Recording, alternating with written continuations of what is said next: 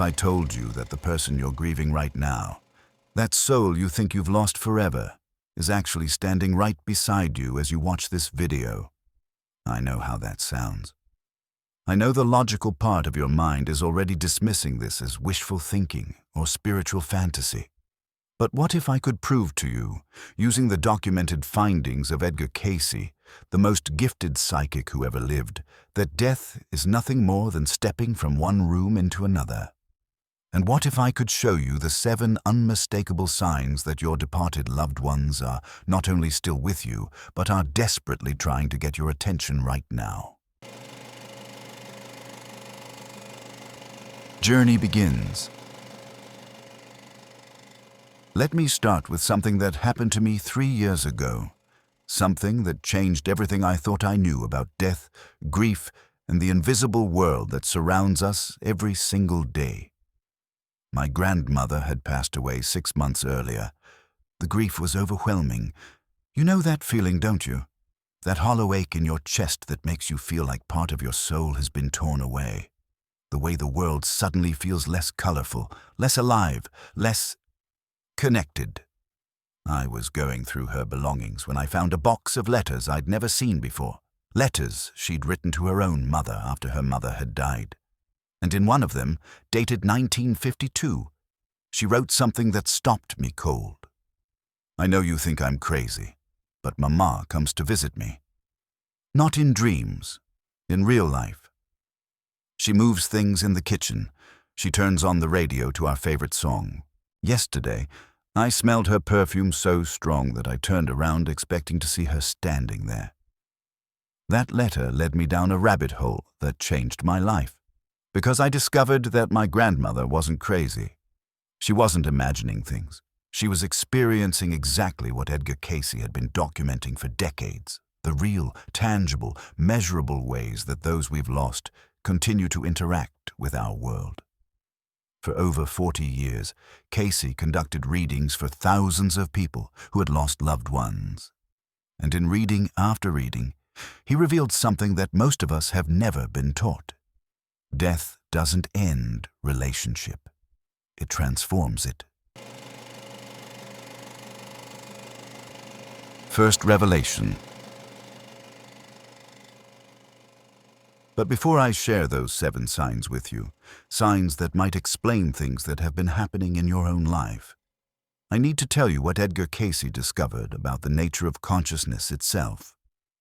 In 1931, a woman came to Cayce devastated by the sudden death of her husband. She wanted to know if he was okay, if he was at peace, if he even still existed. When Cayce entered his trance state, what came through wasn't just comfort. It was revelation. He explained that consciousness, the very essence of who we are, cannot be destroyed. It can only change form. Like water becoming steam, the soul simply transitions from one state of being to another. And here's the part that gave me chills. Cayce said that immediately after death, souls often remain close to the physical plane, especially to the people they love most. Not because they're trapped, not because they can't move on, but because love itself is a form of energy that transcends physical death. And that energy continues to seek expression, continues to seek connection, continues to seek ways to comfort and guide those who remain behind. This isn't just beautiful spiritual poetry. According to Cayce, this is how the universe actually works. And if you know what to look for, if you understand the language that departed souls use to communicate, you'll start recognizing their presence everywhere. The mystery deepens. Now, here's where it gets really interesting. Cayce discovered that departed souls communicate with us through what he called the 7 channels of connection. These aren't random occurrences. They're not coincidences. They're deliberate attempts by your loved ones to reach across the veil and let you know they're still there. But here's the challenge. Most of us have been taught to dismiss these signs as imagination, as grief-induced hallucinations, as our minds playing tricks on us. We've been conditioned to believe that if we can't measure it with scientific instruments, it can't be real. Cayce called this the great tragedy of materialistic thinking. He said that by closing our hearts and minds to the possibility of continued connection, we're not just missing out on comfort, we're missing out on ongoing relationships with the people we love most. Think about it this way. What if your departed loved one has been trying to reach you for months, for years, but you keep explaining away every sign, every synchronicity, every moment when you feel their presence? What if they're standing right beside you, sending you message after message, but you're not receiving them because you don't believe in the transmission? If you've ever had a moment, just a moment, where you felt like someone who had passed away was somehow still with you, I want you to hit that like button.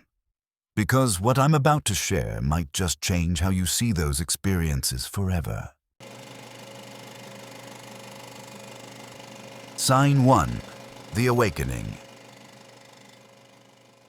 Let me share the first hidden sign, and I want you to really pay attention because this might have happened to you recently. According to Edgar Cayce, one of the most common ways departed souls try to communicate is by gently waking us during what he called the thin hours, typically between 2 and 4 a.m. Not the jarring, anxiety-filled awakening that comes from stress or worry. This is different. This is a soft, gentle stirring that brings you to consciousness, feeling aware, alert, like someone just whispered your name. Cayce explained that during these early morning hours, the veil between worlds is at its thinnest. Our rational, analytical minds are quiet. Our hearts are open, and our loved ones can reach us more easily. But here's the key detail that Cayce emphasized. When this happens, you don't feel afraid. You don't feel disturbed. You feel comforted. There's often a sense of presence in the room, a feeling that you're not alone, even though you can't see anyone. I remember the first time this happened to me after my grandmother passed.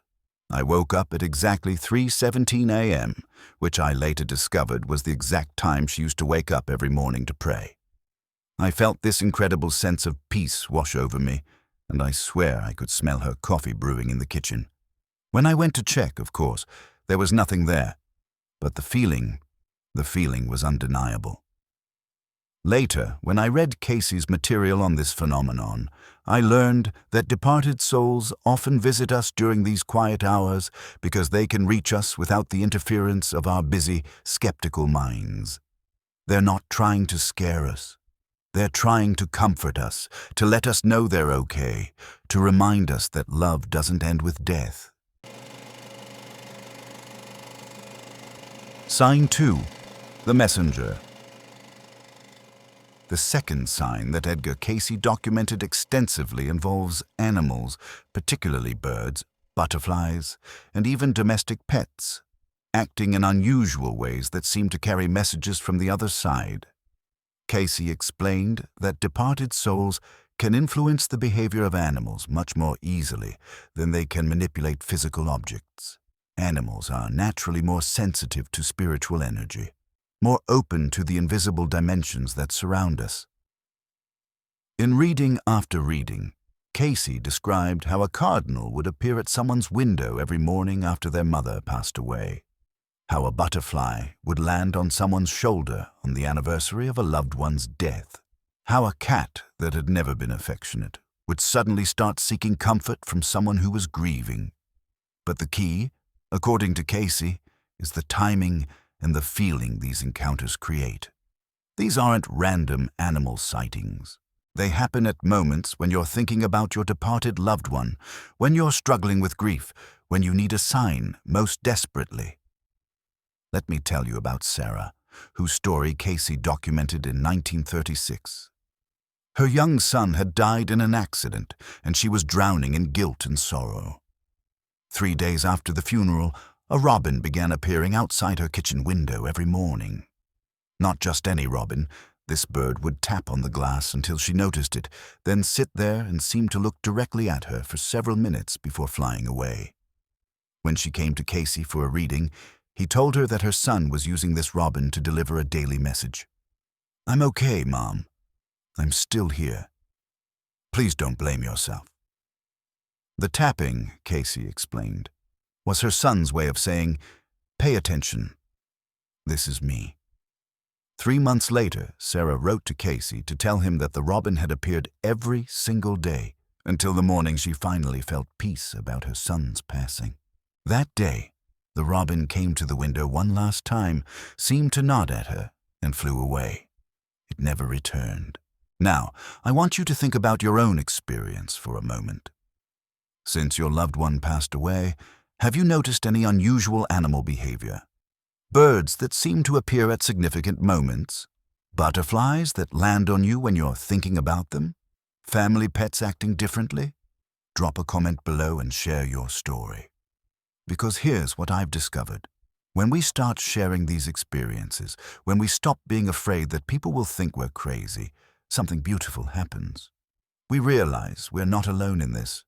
We realize that these signs are real, they're common, and they're happening to people all over the world.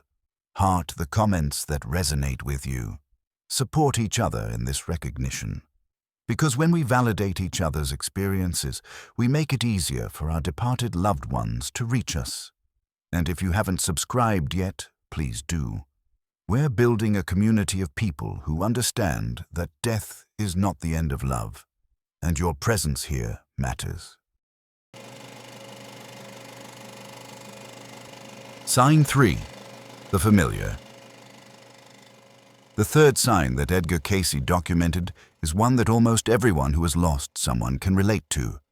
The sudden, unmistakable scent of your loved one appearing out of nowhere. Cayce explained that smell is one of the most direct pathways to spiritual communication because it bypasses our rational mind and goes straight to our emotional memory. When a departed soul wants to let you know they're present, influencing the air molecules around you to carry their signature scent is one of the most effective methods. This isn't about smelling something similar to what they used to wear. This is about smelling their exact perfume in a room where no one has worn perfume, their pipe tobacco in a house where no one smokes, their favorite flowers in the middle of winter, their cooking in a kitchen where no one has been preparing food. Cayce was very specific about this. These scents appear suddenly, last for just a few moments, and then disappear completely. And they always happen when you need comfort, when you're thinking about them, or on dates that were significant to your relationship. I'll never forget the reading Cayce did for a man whose wife had died of cancer. This man was a skeptic, an engineer who believed only in what could be measured and proven. But 6 weeks after his wife's funeral, he was sitting in his living room when the unmistakable scent of her lavender perfume filled the air. He checked the house from top to bottom. No perfume bottles, no air fresheners, no logical explanation. When he came to Cayce, desperate for answers, Cayce told him something that brought him to tears. "Your wife wants you to know that she's not suffering anymore. The lavender is her way of telling you that she's found peace, and she wants you to find peace too." Sign 4. Technology and electrical anomalies. But perhaps one of the most fascinating signs that Cayce documented involves what he called electrical sympathies, the way departed souls can influence electrical devices and technology. Now remember, Cayce was giving these readings in the 1920s and 30s, long before most homes had televisions, computers, or cell phones. But he consistently described how departed souls could manipulate electrical currents, cause radios to turn on to meaningful songs, make lights flicker in patterns, even cause telephones to ring with no one on the other end.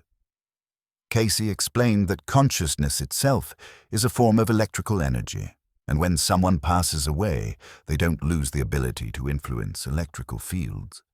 They actually become more sensitive to them. A departed soul can focus their energy and cause specific electrical responses that carry meaning. The key, according to Cayce, is recognizing the pattern and the timing. When your departed loved one's favorite song suddenly starts playing on a radio you didn't turn on, when lights flicker in the exact room where you're crying about them, when your phone displays their number as an incoming call even though that number has been disconnected, These aren't coincidences. They're communications. Sign 5. The synchronicity. The fifth sign is one that Cayce considered the most direct form of communication between our world and the next. Visitation dreams that feel more real than waking life. Cayce made a crucial distinction between regular dreams about departed loved ones and what he called true visitation dreams. Regular dreams, he explained, are products of our subconscious mind, processing grief and memory. But visitation dreams are actual meetings that take place in what he called the borderland, a dimension between the physical and spiritual worlds where communication is possible. How can you tell the difference? Cayce outlined specific characteristics of true visitation dreams. First, they feel more vivid, more real than any dream you've ever had. Colors are brighter, emotions are stronger, every detail is crystal clear, and you remember everything perfectly when you wake up. Second, your loved one appears healthy, whole, and often younger than when they died. They're not suffering.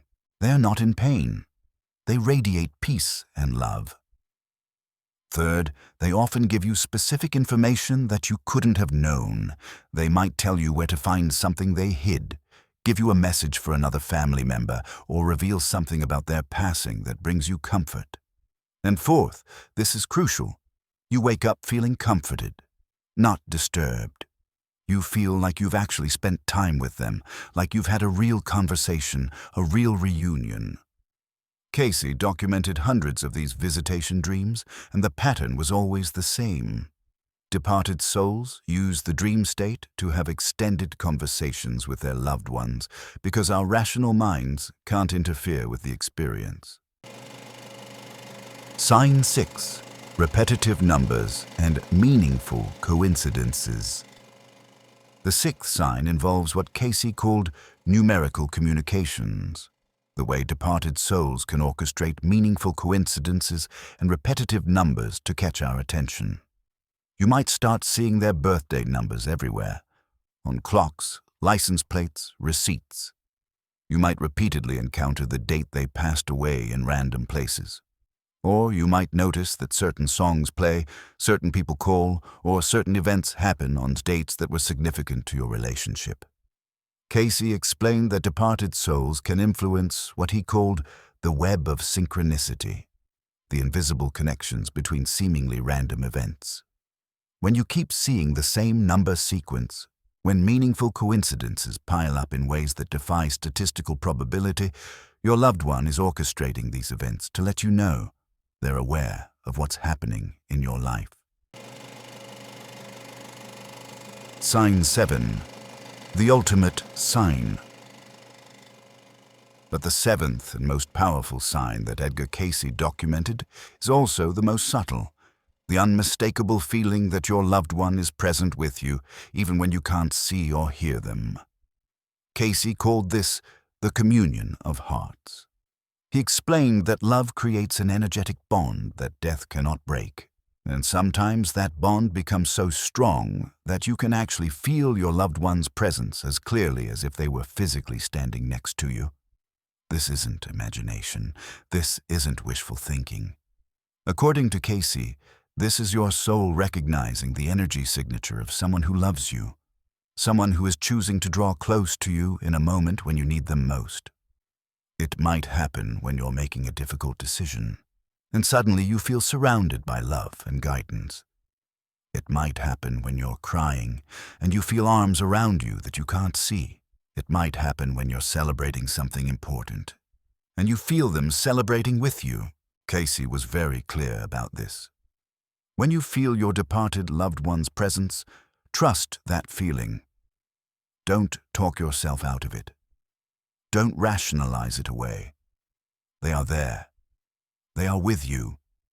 They are letting you know that love is stronger than death, and your relationship with them continues in a form that transcends physical existence. The deeper truth. Now, here's what Edgar Cayce understood that most people miss.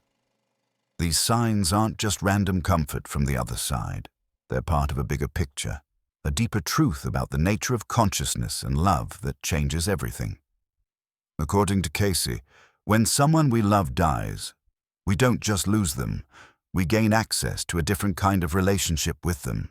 They're no longer limited by physical bodies, physical time, physical space. They can be with multiple people simultaneously. They can influence events across great distances.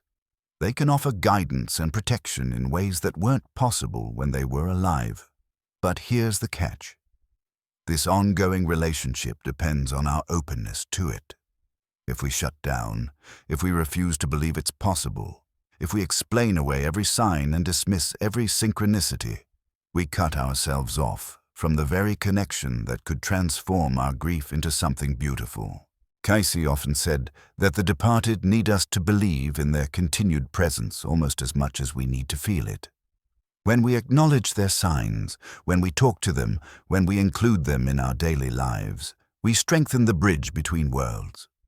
We make it easier for them to reach us, and we make it easier for ourselves to receive their love and guidance.